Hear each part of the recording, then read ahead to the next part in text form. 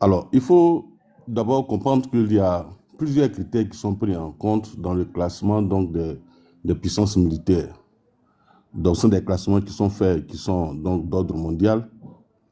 Et en ce qui concerne le Mali, et dans ces critères, vous allez voir le nombre de, c'est-à-dire l'effectif donc militaire, le budget donc qui est accordé donc à la défense.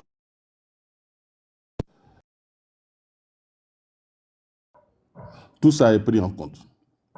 Et quand vous prenez le Mali c'est près de 500 milliards, c'est plus de 500 milliards de budget qu'ils accordent aux questions de dépenses et aux questions donc de défense militaire, ce qui représente environ 15% donc de leur budget.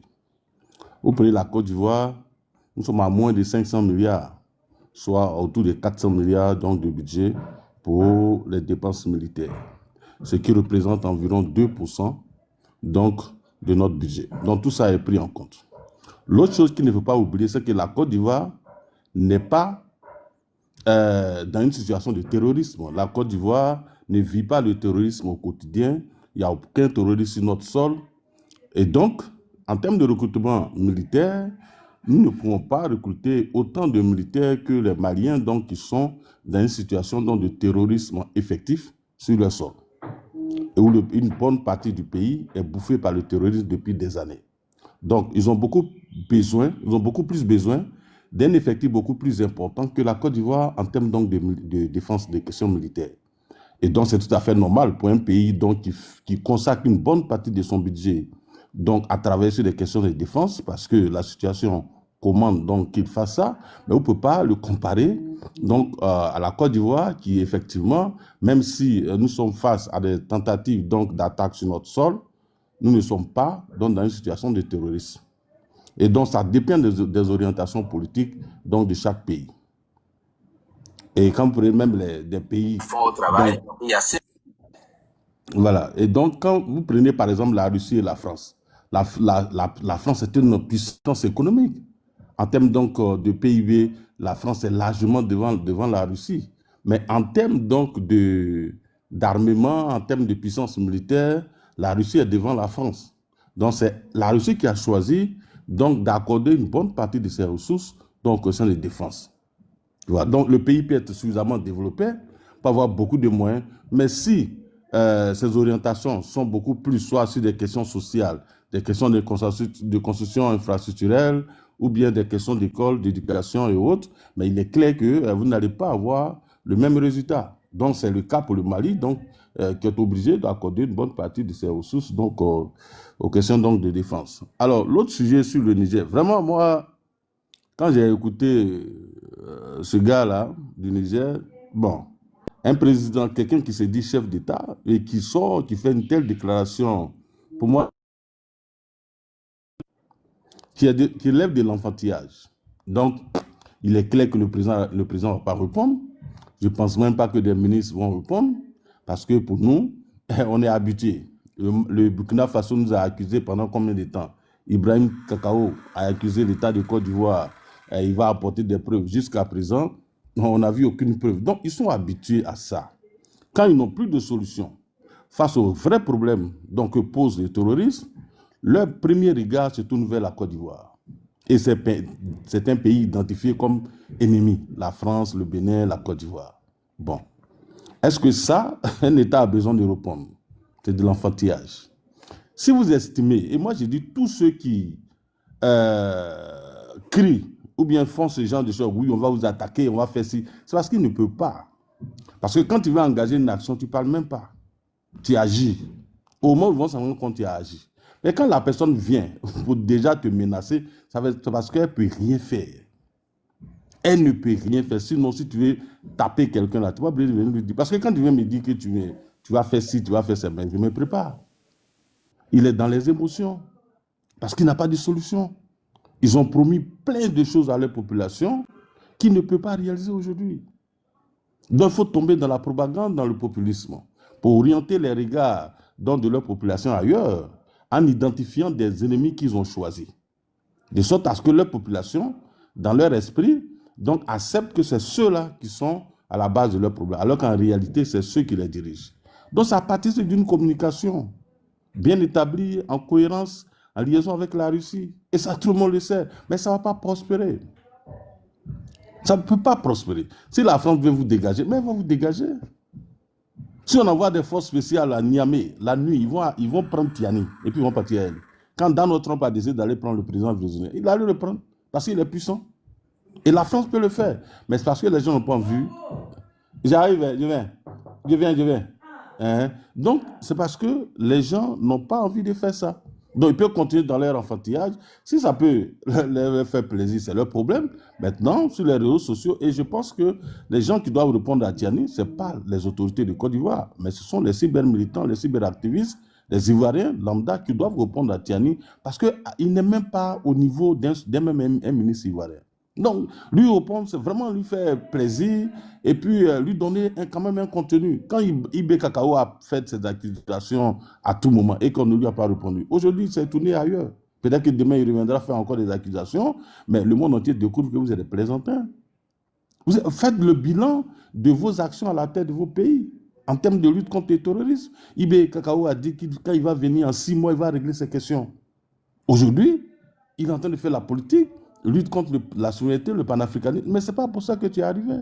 Mais c'est parce que face à la situation, il est impuissant, il ne peut pas. Et donc, qu'est-ce qu'il faut mettre sur la table pour inviter donc les populations à s'occuper de ça, au lieu donc de s'occuper des vrais problèmes. Voilà la vérité des faits. Et vous allez voir, ils vont continuer. Aujourd'hui, il a dissous les partis politiques. Ceux qui parlent de démocratie, qui parlent de ceci, cela. J'espère qu'aujourd'hui, les hommes politiques donc, qui militent pour que des militaires arrivent au pouvoir sont en train de prendre conscience que ces gens-là ne viennent pas pour leur faire plaisir. Ils viennent pour leurs propres intérêts, pour rester au pouvoir. Assimi a décidé de rester au pouvoir tant qu'il voudra. Il n'y a même pas de limite. Voilà, il est là jusqu'à ce qu'il vieillisse ou bien qu'il meure. Ibé Kakao est dans la même dynamique. Tiani est dans la même dynamique. Donc, vraiment, moi, j'ai pitié pour ces populations qui aujourd'hui vivent sous le coup du mensonge, de la propagande. On leur fait croire que oui, le Burkina est en train d'être développé, alors que depuis qu'ils sont arrivés, le budget du Burkina Faso est autour de 3 000 milliards. Celui du Mali, c'est 3 000 milliards. Celui du Niger, c'est autour de 2 000 milliards. Quand ils mettent tous ces 3 pays ensemble, leur budget n'atteint même pas les ressources fiscales de la Côte d'Ivoire qui s'élèvent autour de 9 000 milliards dans un budget de près de 17 000 milliards. Donc, mais avec ça, ils disent qu'ils ont construit des autoroutes, ils ont construit des usines. Bon, nous, on ne sait pas si à côté de leur budget, il y a un autre budget qui est caché qu'on ne voit pas, et c'est avec ça qu'ils travaillent. Donc, vraiment, moi, je vais m'arrêter là pour dire, ceux-là peuvent continuer dans leur bêtise, c'est à eux de voir. La Côte d'Ivoire est occupée à faire autre chose, ils vont m'occuper à construire le pays, à répondre aux besoins des populations, c'est ce qui nous intéresse. Maintenant, ils peuvent continuer d'accuser comme ils peuvent, mais ça ne nous dit rien. Donc, merci, Sisbel. Les mêmes militaires qui ont déstabilisé Bazoum et qui ont déstabilisé Roch Kaboré, aujourd'hui sont confrontés à des réalités et n'arrivent plus à lutter contre ces groupes armés. Ils ont préféré se faire sécuriser par Wagner. Et c'est dans ça qu'on est. Pour répondre aux gens, tout à l'heure, j'ai écouté quelqu'un qui dit « Oui, pour notre indépendance, notre souveraineté. » Vous menez votre combat de souveraineté, combat d'indépendance. Nous, la Côte d'Ivoire, là, on n'a aucun problème avec ça. Le Ghana a mené son combat ici. Ronis, là, moi, j'ai été reçu par Ronis au Ghana. Quand Blaise Compaoré et Sankara faisaient sa révolution, là, lui, il était là, quand les deux faisaient leur révolution. Ronis n'a jamais accusé la Côte d'Ivoire quand il a fait son coup d'État. Ronis n'a jamais accusé aucun pays de la sous-région. Vous faites vos coups d'État et chaque jour, vous accusez les autres. Voilà là où on ne s'attend pas. Vous avez décidé, quand Ibrahim Traoré faisait son coup d'État, il dit c'est parce que Damiba n'arrivait pas à vaincre le terrorisme. Damiba dit c'est parce que Roch Kaboré n'arrivait pas à vaincre le terrorisme. Oh, qu'on a compris. Maintenant, vous êtes au pouvoir vous-même. La réalité est devant vous. Vous laissez ça, vous accusez la Côte d'Ivoire. C'est de la lâcheté. C'est irresponsable et puis c'est sauvage. C'est sauvage. Ça dit, c'est pas responsable. Ronis a mené un combat ici. Il a stabilisé son pays. Ronis n'a jamais accusé Houphouët-Boigny. Mais voilà, Ibrahim Traoré à son âge, il insulte Houphouët-Boigny. Mais nous sommes les enfants d'Houphouët-Boigny. Le président Ouattara, là, c'est l'enfant d'Houphouët-Boigny. Nous, on ne va pas se laisser faire. C'est pour ça que j'ai dit à Dengele, il faut doser, il faut les insulter chaque jour. Il ne faut même pas t'amuser. Ne nous amusons même plus à ces sauvages, ces imbéciles-là. Insultons-les parce qu'ils sont sauvages. Ils sont sauvages. Est-ce que vous êtes obligé dans votre combat de nous associer à votre combat? On n'est pas obligé. Nous, on a connu coup d'État en Côte d'Ivoire, ici, on a connu rébellion. On allait vous chercher. Quand nous, on a connu nos problèmes en Côte d'Ivoire, là, est-ce que nous, on a dû mener un combat de souveraineté? Mais nous, on sait qu'on était déjà souverains. Vos ancêtres vous ont laissé des territoires. Vous n'arrivez pas à porter plus. Vous passez tout votre temps à distraire les gens et à manquer du respect aux gens. Vous avez décidé de mener un combat de souveraineté. Mais menez ce combat en toute dignité. Mais on a l'impression que vous voulez que la Côte d'Ivoire vous suive. Le Bénin doit vous suivre. C'est-à-dire des gens intelligents, des peuples développés, stables. Vous, les sauvages comme ça, là, c'est nous, on va vous suivre. Attends, moi, je ne comprends pas. C'est-à-dire, vous, les sauvages, là, c'est nous, là, on va vous suivre. Depuis les indépendances, vous êtes accro des coups d'État. Nous, on a eu la stabilité. Hein. Depuis 40 ans, on a connu la paix. C'est Gbagbo et puis ce Bédié qui nous ont humiliés. Dieu merci. Comme Dieu est Dieu, il aime tellement la Côte d'Ivoire, il a envoyé le président Ouattara. Aujourd'hui, regardez nos pays. Toutes les frontières sont protégées.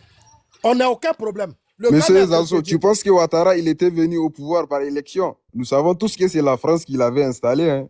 L'histoire est là. La France, ici en Côte d'Ivoire, la France n'installe personne. Zazo, excuse-moi. Hein. Beira, prends ma place. Hein. J'ai bougé là. Prends ma place. La France n'installe personne. C'est dans l'AUS que Wagner vous a installé. Chez nous ici, la France, c'est le peuple qui vote. Il y a des élections en Côte d'Ivoire. Et le peuple vote. C'est le résultat du peuple là. C'est ça qui sort dans les urnes. C'est au Mali, au Niger et au Burkina que Wagner investit des milliards pour déstabiliser les présidents. Et en même temps, il a installé des présidents que lui-même il protège. Ou bien c'est faux? En Côte d'Ivoire, ici, il y a eu une élection. Comme en 2000. En 2000, là, il y a eu l'élection entre Gbagbo et Gueye Robert. Gueye dit qu'il avait gagné. Gbagbo dit qu'il a gagné, ils ont fait leur palabre. En 2010, là, c'est que vous ne comprenez pas. En Côte d'Ivoire, notre constitution ne prévoit pas un seul tour. Notre constitution prévoit 2 tours aux élections présidentielles. Si le premier n'a pas eu, c'est-à-dire que le résultat demandé qu'il y ait plus de 50%, on va forcément à un deuxième tour. Les élections de 2010, il y a eu 2 tours. Parce que Laurent Gbagbo a eu 38% au premier tour. Le président Alassane Ouattara, qui était adversaire du président, a eu 32%. Il y a eu 6%. Bédi a eu 25%. Mabri a eu comme elle a 3%. Naki a eu 1%. Quand on va au deuxième tour, les trois autres partis politiques étaient dans une alliance.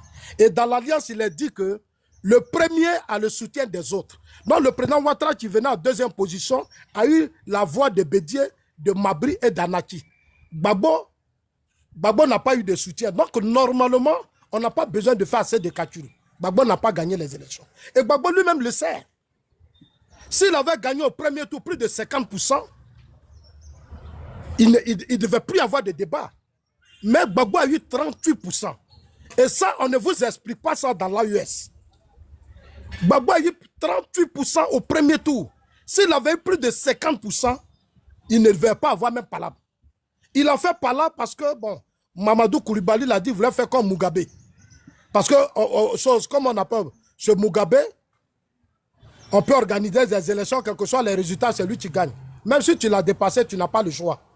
Tu dois te soumettre. Donc, cher ami Oka, les élections de 2010, là, il y a eu 2 tours. Et c'est dans le deuxième tour que Gbagbo a été battu. Ce n'est pas la France qui a installé le président Ouattara, non. Il a gagné les élections. Si, il y a eu des accords qui ont été signés. Pardon? J'ai dit si c'est la France parce que nous savons tous que la France avait... Non, écoute-moi un peu. Toi et puis ton papa, toi et puis qui? Vous savez, toi et puis qui vous savez? Non, l'histoire est là. L'histoire est là. L'histoire c'est écrit où? L'histoire est où? Mais vous essayez de falsifier l'histoire. Falsifier quelle histoire? C'est Bazoum aussi qui a installé... C'est la France qui a installé Bazoum. Idiot comme ça, là. Non, mais c'est un Nigérien. Qui a fait venir les Français? C'est pas en 2002 que Laurent Gbagbo a fait. Ça faut continuer. Des idiots comme ça. Qui a fait venir les Français en Côte d'Ivoire? Mais la France était en Côte d'Ivoire depuis des années. C'est Laurent Gbagbo qui les a fait Gbagbo venir. lui-même qui a envoyé la France en Gbagbo 2002. a échoué en 2003. 2002 qu'il a fait venir les Français. C'est pas Ouattara. Ouattara n'a jamais appelé des forces extérieures pour venir l'aider. Les autres. Les gars, moi je comprends. bonjour, hein, je ne comprends pas. On sort, on nous accuse, on nous insulte, on fait un panel pour essayer de discuter. Et puis vous laissez ces gens-là venir nous insulter encore. Donc, c'est moi qui suis en train de jeter tous ceux qui sont en train de dire ça. Donc, ne soyez pas étonnés. Voilà, ça fait deux victimes d'abord. J'attends mon tour de parole. Bon, comme ils sont descendus, on va les laisser passer, c'est eux on avait affaire. Ils sont comme ça, c'est comme ça ils sont. Ils sont habitués à insulter parce qu'ils n'ont pas d'argument. Voilà. Ils n'ont pas d'argument, c'est comme ça ils sont. C'est comme ça ils sont, donc on va les laisser comme ça. Mais c'est comme moi je veux dire à Dengele, on n'a qu'à les insulter. Ça dit toute la semaine là, dans nos vidéos partout, on n'a qu'à insulter Kiani.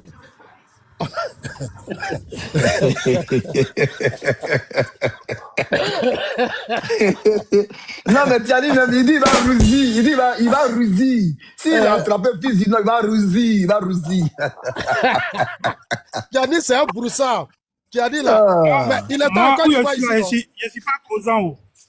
Je ne suis pas causant, j'attends mon tour. Non, mais sérieusement, c'est que moi, comme les autres viennent d'arriver, hein, je vois la grande sœur Krasso, je vois le grand père Sasso, et Traoré Mouf qui est là. Merci beaucoup d'être là. Aujourd'hui, les Nigériens disent que le président Ouattara doit répondre. Moi, je me demande, est-ce qu'on doit répondre au coup de pied de l'âne ou bien on doit prendre bois pour recadrer l'âne pour ne pas qu'il passe devant nos cuisines encore? Donc, moi, c'est la question que moi, je pose. Sinon, moi, en tout cas, moi, je vais les insulter. Moi, je suis dans ma ligne directrice depuis longtemps. Je bats beaucoup sur mon aller. Voilà. D'accord, Dengele, toi, Zasso a chuté. Il y a le doyen qui est là, truc Beira. Il y a Kokora qui vient d'arriver. Bonne arrivée à Kokora. Mais bien avant, il y avait la Tata Krasso.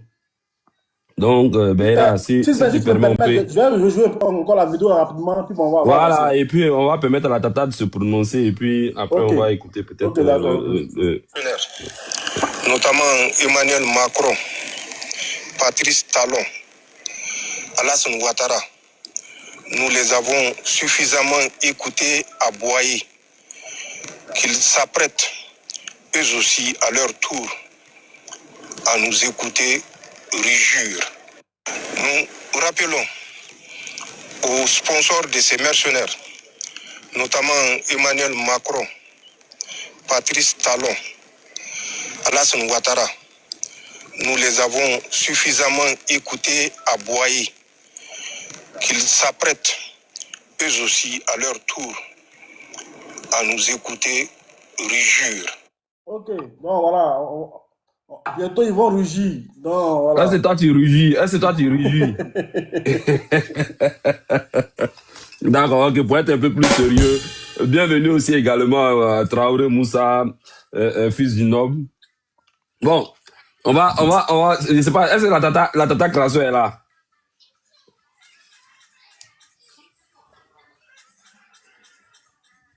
Ah, apparemment, peut-être elle doit être occupée. Donc, si la tata Krasso n'est pas... Non, Sisbel, je vais descendre. Beira, je vais rester en bas, d'accord? Zasso, bonjour, je vais rester en bas, c'est bon. Non, mais tu peux intervenir ou bien, je sais pas. Non, je préfère, je vais descendre, c'est bon. D'accord, ok, d'accord. D'accord, ok, donc, Beira, on va peut-être écouter le responsable, Kokora. Voilà, Zasso en pause. Il faut mettre Zasso en bas. Non, doyen Kokora, ils ont un budget de la propagande, alloué à la propagande, voilà. 6 Ben. D'accord, non, attends, Baka dit que, tu dis le gouvernement quoi? Le gouvernement béninois a répondu, c'est ça? Voilà, je vais vous faire écouter ça, ils sont montés juste pour ça. D'accord, ok, non, ok, donc on t'écoute alors. Ok, c'est parti. On va jouer l'élément. Ok. Donc, les Nigériens même n'y croient pas, à plus forte raison ici. Et puis enfin, il y a une sagesse quand même chez nous ici qui dit que si quelqu'un se dénude et arrache votre couverture, se met à courir avec dans la rue, ne le pourchassez pas tout nu aussi, sinon on va vous confondre. Bon, donc on s'en tiendrait à ce qui est observé, à la réaction des populations qui nous rassure, parce que même au Niger. Tout à l'heure, vous avez évoqué le 7 décembre. Et nous, on sait ce qu'on a vécu le 7 décembre. Et on sait très bien quelle est la partition de certains pays de la sous-région. Pour autant, on n'est pas passé ses poumonnets partout. Peut-être qu'il y a des gens qui allument un contre-feu parce qu'ils se disent qu'à un moment ou à un autre, bon, on parlera d'eux. Peut-être, c'est une façon de prendre des précautions, mais nous observons. S'il y a des menaces, ce que nous faisons depuis pour garantir la quiétude à nos concitoyens, la sécurité globale dans notre pays, l'intégrité de notre territoire, ces efforts-là, ils vont être maintenus, amplifiés. Nous ne prendrons aucune menace à la légère, mais nous n'aurons pas de temps à perdre sur des questions ou avec des gens dont la seule vocation, c'est de nous empêcher d'avancer pour continuer à être premiers. Nous, on veut être premiers aujourd'hui, demain, tout le temps et en tout ce que nous faisons. Donc la vidéo s'arrête là. C'est ça qui est là.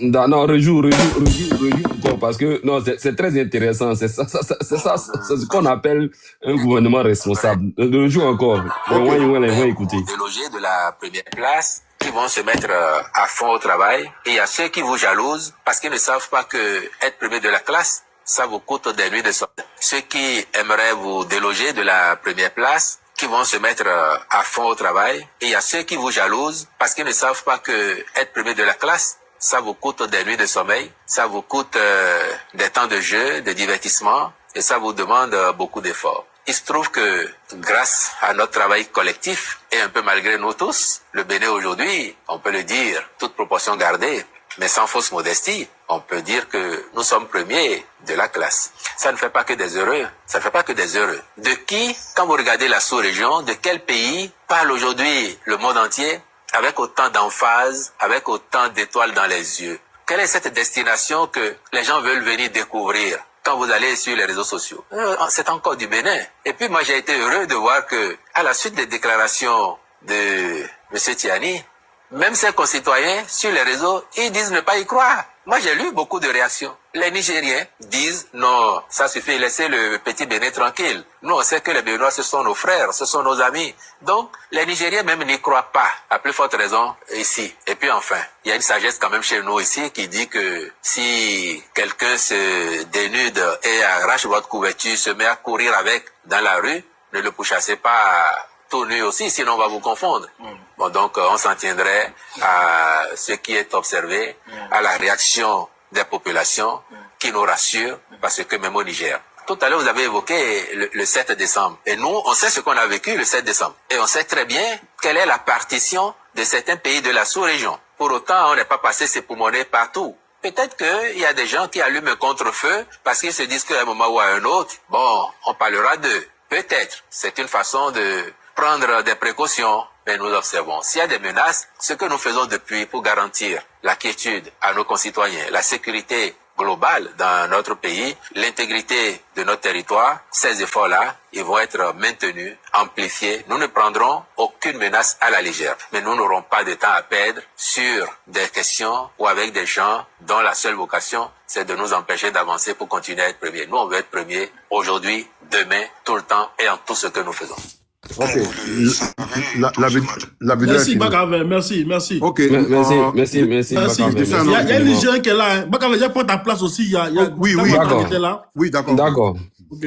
Bon, donc non, on va, je sais pas si le responsable, s'il souhaite s'exprimer après les déclarations du gouvernement béninois, ou soit on peut faire tourner la parole. Hein, je pense que Kevin, tu t'es déjà exprimé, Yaya, on t'a déjà entendu. Il y a un Nigérien qui est là, Sisben. Il y a qui? Sisben, toi tu m'as vu. Non, mais le Nigérien, il a déjà parlé, Beira. Yaya, là, on l'a écouté ici. Sûrement, tu as oublié. Écoutez, on a écouté Yaya ici déjà. Je vais répondre. Non, il faut fermer ton micro. Toi, tu vas répondre, tu vas nous apporter quoi? Il faut fermer ton micro.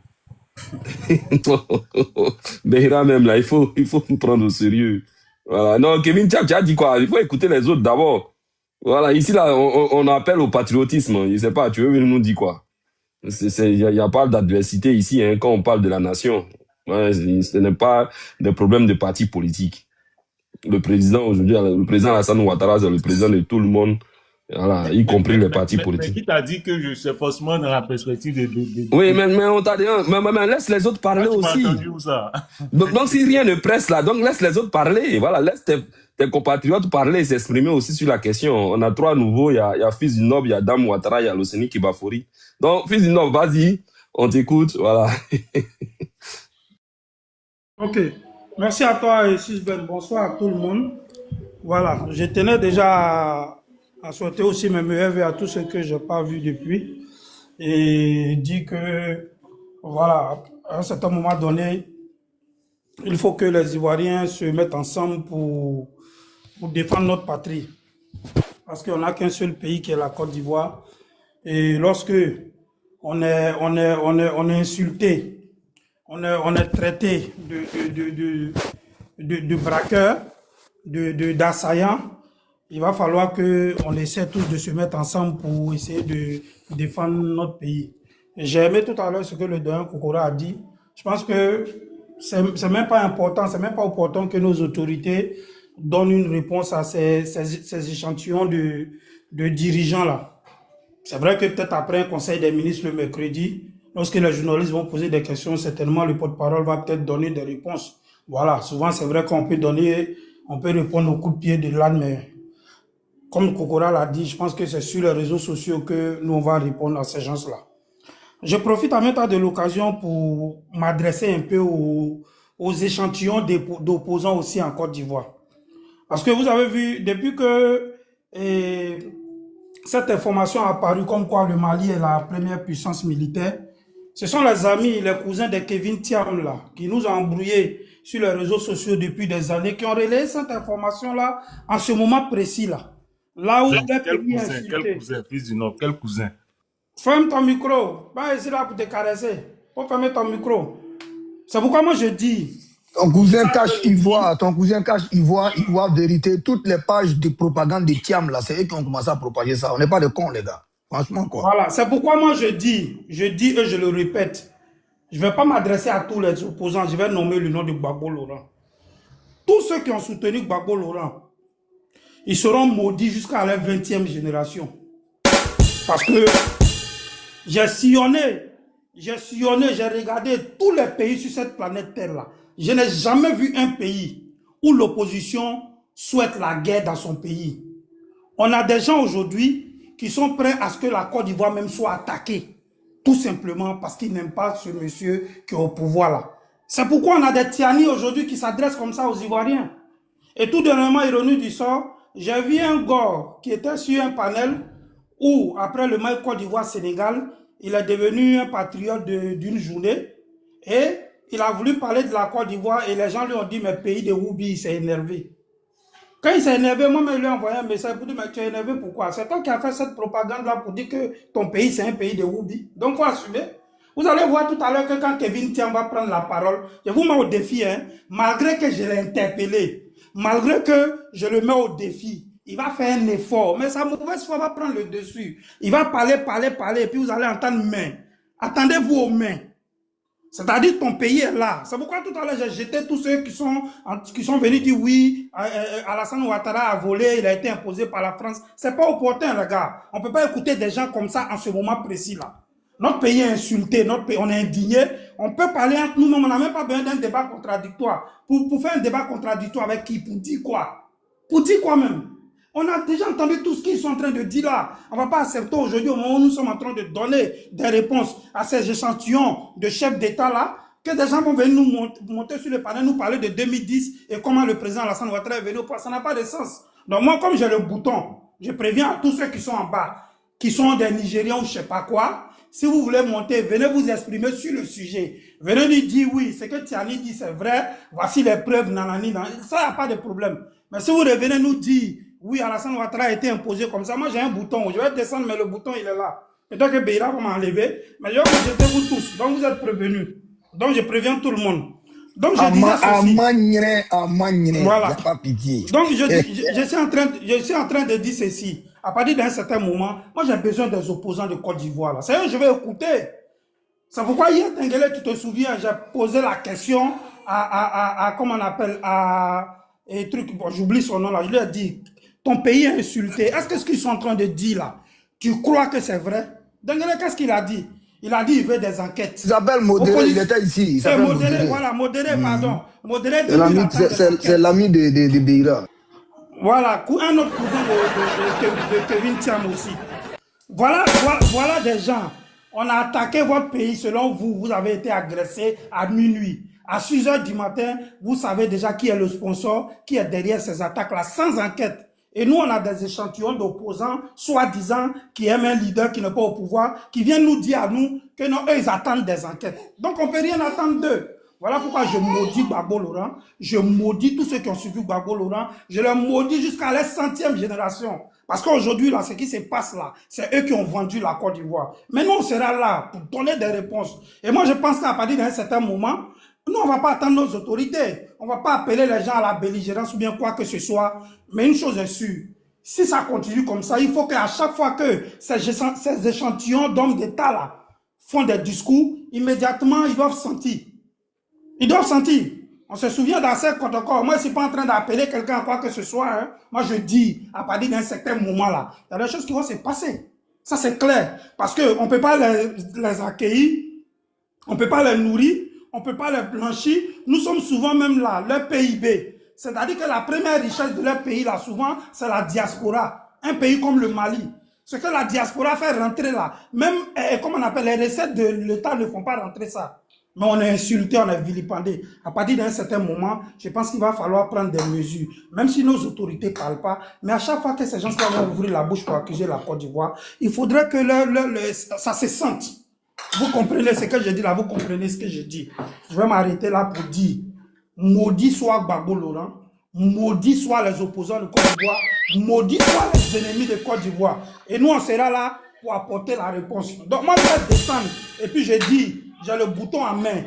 Tous les bâtards qui vont monter là, venez nous ramener sur 2010, 2015, qui ne veulent pas s'exprimer sur le sujet. Moi, je jette leur corps dans le Sahel. Je dis ça là. Et puis, je ne dis plus rien. Je descends. Ouais, non, mais faut te calmer tout de même. Non, il faut fermer ton micro, Yaya. Il faut fermer ton micro. Il faut laisser.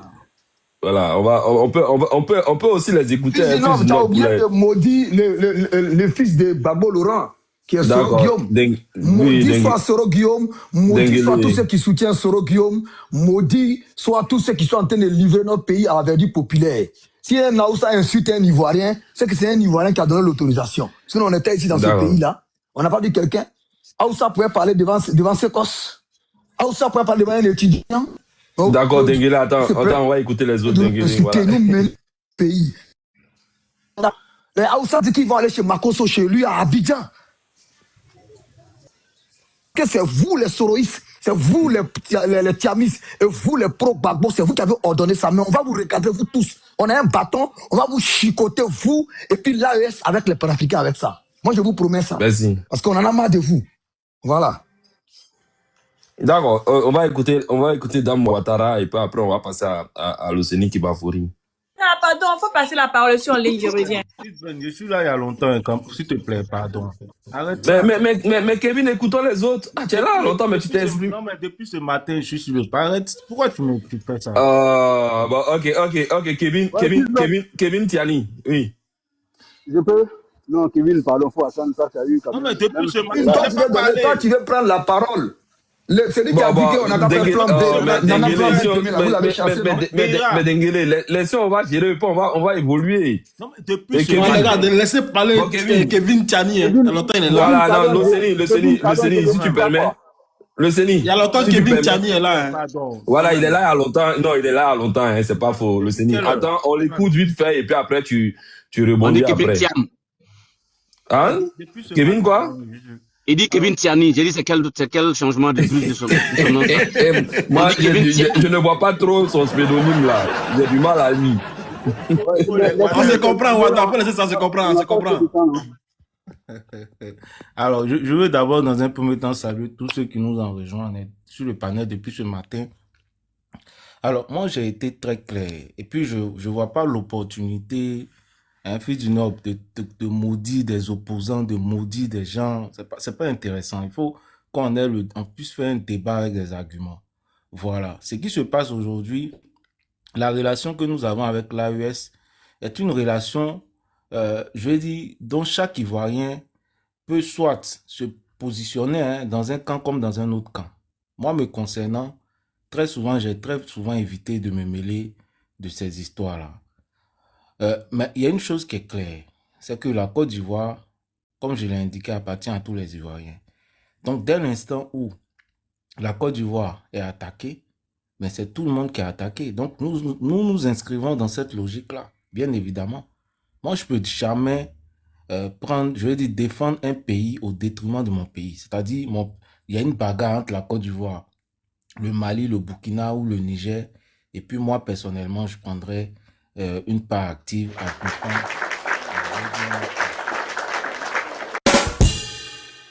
Ça, ce n'est pas moi, parce que mon pays, c'est la Côte d'Ivoire. Je ne suis pas burkinabé, je ne suis pas malien, je ne suis pas nigérien. Donc, ce qui se passe là-bas ne m'intéresse pas. Moi, c'est ce qui se passe dans mon pays qui m'intéresse. Vous voyez, on fait la politique entre nous, on mène des combats politiques entre nous, mais c'est la Côte d'Ivoire d'abord, et non les autres d'abord. Je crois que certains pays ont des intérêts inavoués en Côte d'Ivoire. Donc, très souvent, ils essaient de profiter de nos divisions pour atteindre parfois des objectifs. Moi, je ne rentre pas dedans.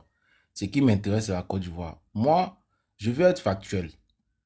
Et il y a une chose qui est claire. Depuis longtemps, nous avons entendu le président Ibrahim Traoré accuser la Côte d'Ivoire de beaucoup de choses. Jusqu'à aujourd'hui, là, je n'ai jamais vu de preuves. On n'a jamais présenté de preuves. C'est des propos diffamatoires.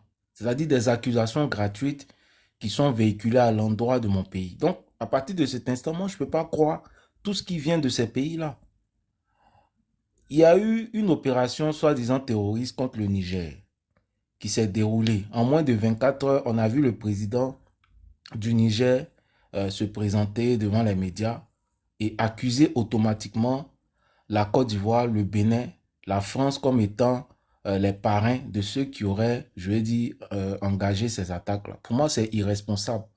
Parce que logiquement, lorsqu'il y a ce type d'événement, il faut mener des enquêtes.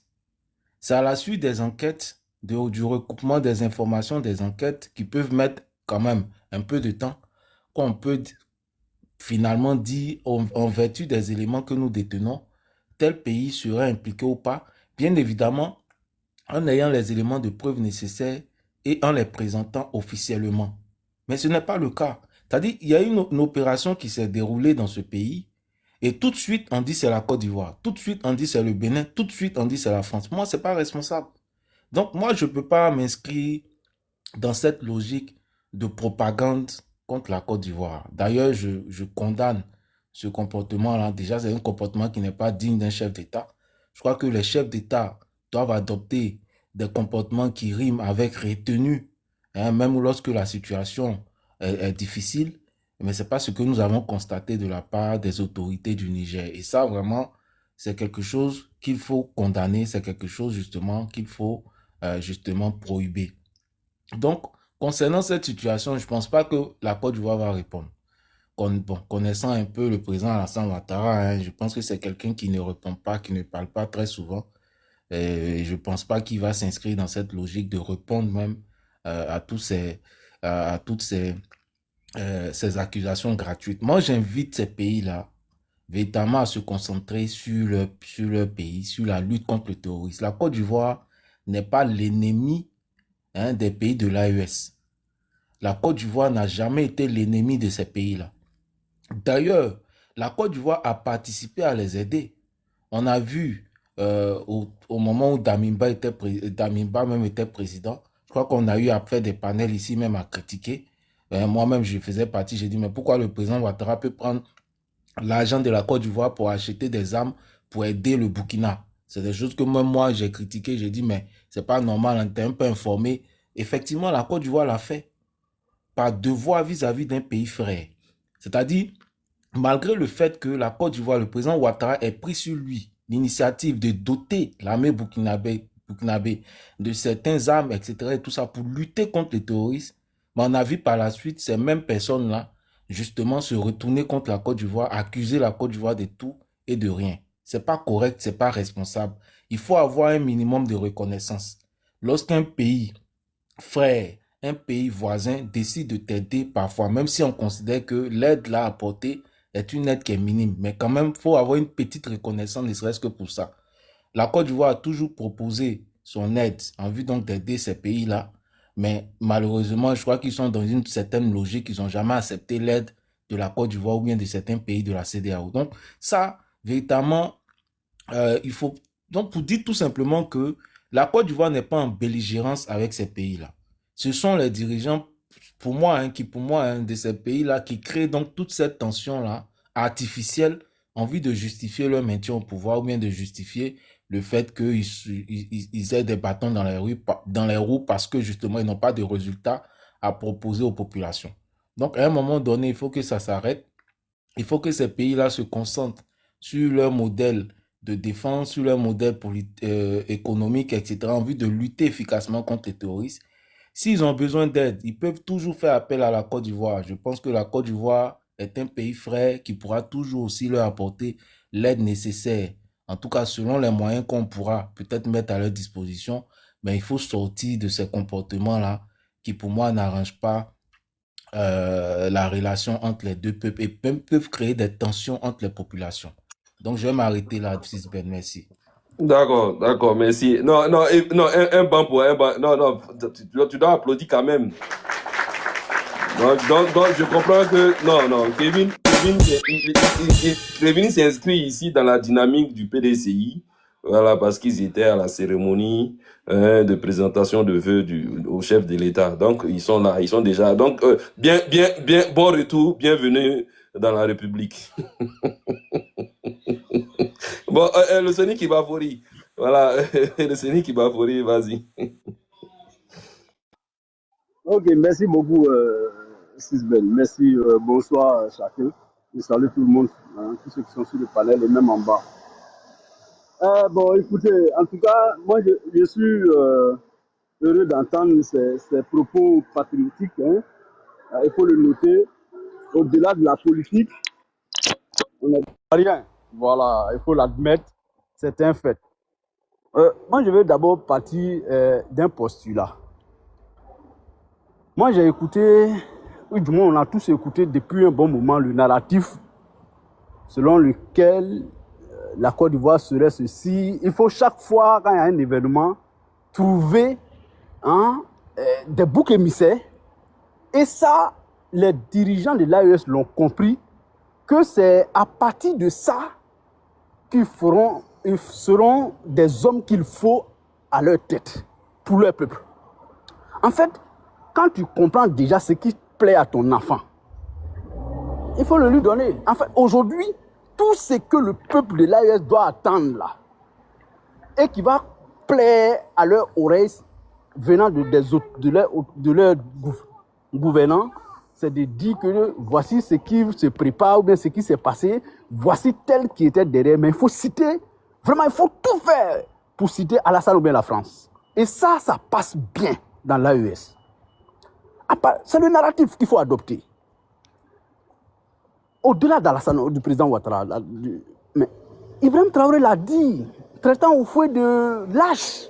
Excusez-moi, mais c'est pas moi. Je ne sais pas si ça a échappé à votre, je vais dire, vigilance, mais moi j'ai entendu ça. Je le paraphrase, peut-être qu'il n'a pas dit le mot lâche, mais il a dit. En fait... Effectivement, on a tous suivi ça, le CENI, on a tous suivi ça. Voilà. Moi, je m'insurge contre cette façon de diriger un peuple. Il faut d'abord condamner les écarts de langage venant... Enfin, quand tu es autorité, tu es dépositaire de la parole publique. Le premier citoyen d'un État, c'est celui qui a sa signature. Tu es venu par amour, tu es venu par bâton haut. Mais aujourd'hui, là, c'est eux qui ont la signature de leur État respectif. Mais Tchani n'a pas que accusé. Si vous voulez, on peut réécouter. Mais Tchani a menacé la Côte d'Ivoire. Il a dit en ces termes, je le cite, après avoir cité les noms de ceux qui pensent être des parrains, il a dit, mais qui s'apprête à attendre? Mais c'est une menace. Même pas voilée, dévoilée. Voilà. Il faut cesser. Moi, je souhaite qu'on privilégie la diplomatie dans le règlement de nos différends. Quel que soit ce qu'on a à reprocher à l'autre. Moi, j'ai été très heureux de voir, je crois, le mois dernier, ou ce mois même au début du mois, le ministre délégué chargé des affaires, le ministre délégué aux affaires étrangères, c'est un aîné, le ministre Dosso Adama au Burkina Faso, à côté de son homologue burkinabé. Mais pour moi, c'est comme ça qu'il faut régler ces situations-là. Même quand c'est vrai. Un chef d'État doit respecter sa posture de chef d'État, ne doit pas descendre jusqu'à ce niveau. C'est pourquoi il y a un gouvernement, il y a le porte-parole, il y a des conseils des ministres après, il y a des conférences. À partir de ça, les journalistes sont là pour poser ces questions à ces ministres ou bien à ces porte-parole. Mais le chef d'État lui-même qui prend les devants de ses invectives ou bien de ses accusations, mais ça, l'objectif c'est de travailler sur la conscience collective. C'est de faire accepter à la conscience collective, de faire passer la Côte d'Ivoire pour un État qui est contre.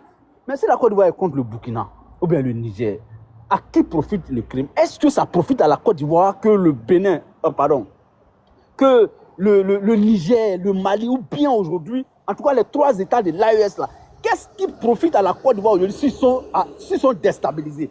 Moi j'ai réfléchi, je ne trouve pas. C'est vrai, on n'est pas dans le secret. Dans le secret d'État, oui, mais c'est vrai. Mais c'est que nous, en tant qu'observateurs, de ce qu'on voit à la surface, de façon artificielle, de façon superficielle, est-ce qu'aujourd'hui, la Côte d'Ivoire a quel intérêt? Allons-y en profondeur. Je ne vois pas.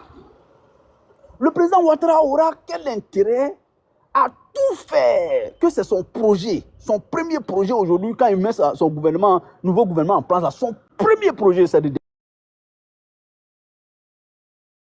déstabiliser le Niger. Bon, comment on arrive à ce niveau? Donc, honnêtement, moi, je n'ai pas grand-chose à dire. Ce que je déplore, d'abord, c'est que ceux qui sont aujourd'hui à la tête de ces États, comme le président l'a dit, on a tous pris ça pour... mais qui mettent véritablement de l'eau dans leur vin, qui privilégient la diplomatie dans le règlement de nos différends. On a toujours été des voisins et des bons voisins. Mais ce n'est pas à leur époque. Moi, je me rappelle, jusqu'à aujourd'hui, c'est des rumeurs. On dirait que c'est Oufoué, Thomas Sankara là, d'autres disent que c'est Oufoué. Mais aucunement, un officiel burkinabé n'a pris la parole publiquement que oui, Oufoué a fait ceci au Burkina. Jusqu'à ce que Ibrahim arrive au pouvoir.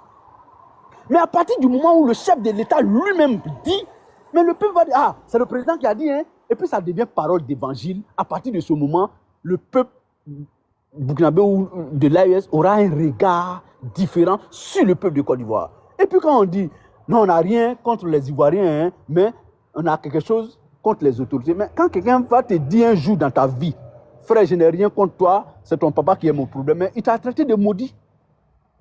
Si tu acquiesces ça, si tu avales ça parce que tu as un problème avec ton papa, tu es un véritable maudit. Et donc, ce narratif ne peut pas passer dans la conscience collective. En tout cas, pour ceux qui ont un peu de la cervelle, ne vont pas accepter ça, pour se réjouir avec ça.